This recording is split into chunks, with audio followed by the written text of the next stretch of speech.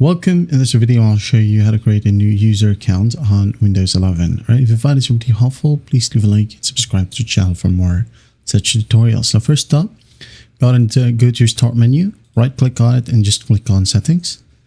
Wait for it to load, and once it loads, go ahead and go to accounts right here at the left panel. Now in here, go ahead and scroll down a bit and find other users. Okay. Now in here, just go ahead and add in an account. Now what you're going to do is just basically follow simple prompts from here. Wait for it to load.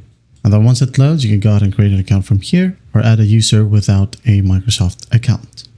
Okay. You can go ahead and click this option. So you'll be able to create a local account. Say, okay, aside from your Microsoft account. So who's going to use this PC? Maybe your wife. Okay. Enter a password. Re-enter the password. Security question right here.